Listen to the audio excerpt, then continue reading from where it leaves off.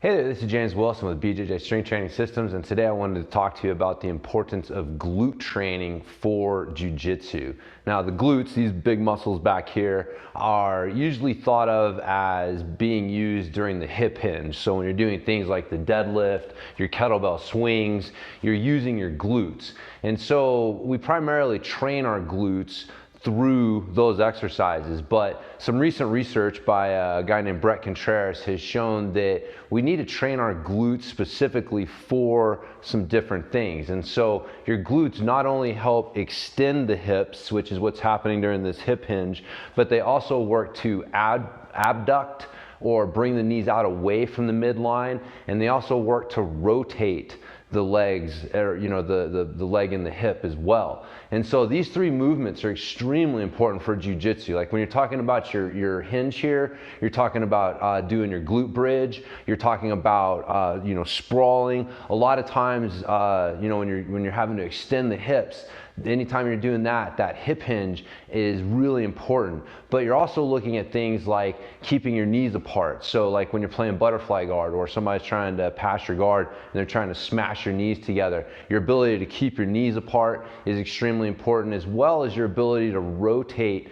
the hips in the hips instead of using the lower back. So a lot of times when people have lower back pain from jiu-jitsu, there's a lot of different causes, but one of the ones that I've found that we haven't really been talking about and addressing is how locked up people's hip rotation is. They can't rotate through the hips well, and so they end up having to rotate through the lower back a lot when they're moving around on the ground and doing a lot of stuff that we do in jiu-jitsu. So training the glutes specifically for these things is really going to help your jiu-jitsu performance. Another thing that you need to keep in mind is that bridging, so getting down on the ground and extending the hips while keeping the knees and the ankles still, or keeping the heels pulled in tight, so this single extension through the hips. This movement is different than doing like a deadlift, where you're doing a double extension, you're getting an extension through the hips and the knees, or something like a power clean, where you're coming all the way up and you're getting triple extension through the hips and the knees and the ankles.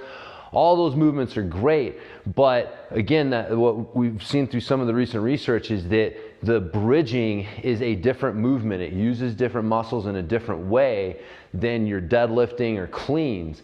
And so if you're using deadlifting, clean, swings, a lot of these double and triple extension movements, and thinking that you're really working on your bridging strength and power, you're missing out by not training bridging specifically itself. So not only doing bridges, but doing weighted bridges and hip thrusts. There's a lot of different exercises that you can do to train that, but make sure that you're training your bridging specifically, instead of just relying on your deadlifts and swings and other movements like that. So again, the take-home message is to start adding glute training. So when you're looking at your lower body training, you're not only doing your hip hinge and your squats, but we're also looking at training our glutes, and then looking at what do our glutes do.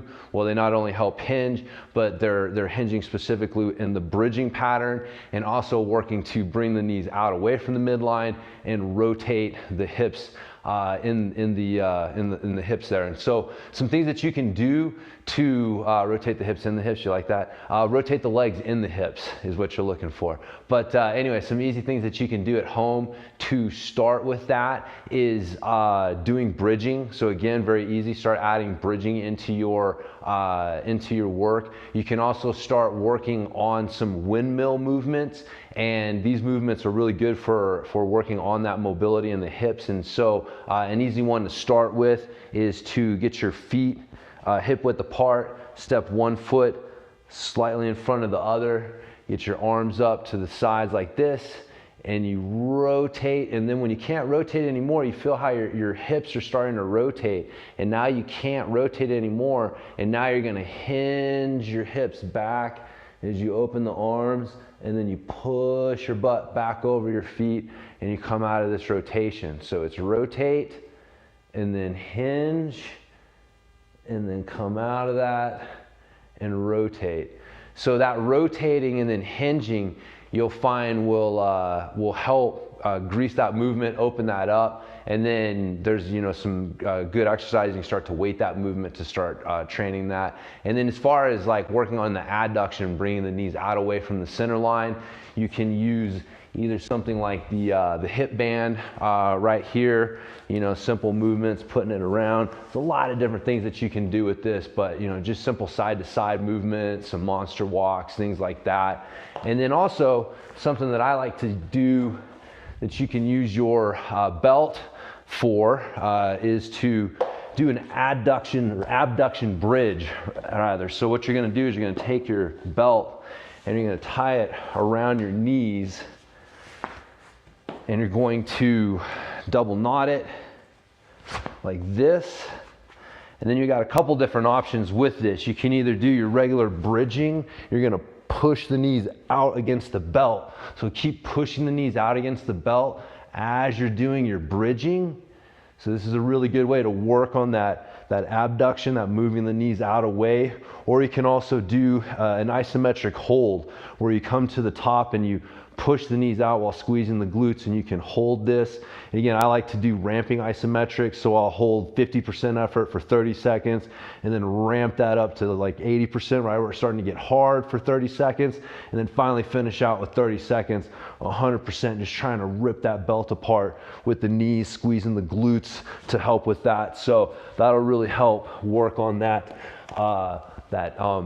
abduction, bringing the knees out away. So again, it doesn't have to be complicated. Some simple things that you can add to your program. But again, looking at glute training as a separate thing and adding it into your program will really help your performance on the mat. So if you have any questions, hit me up at james@bjjstrengthtraining.com, or I'm always happy to help out. And yeah, hopefully you guys have enjoyed this tip. I'll talk to you next time.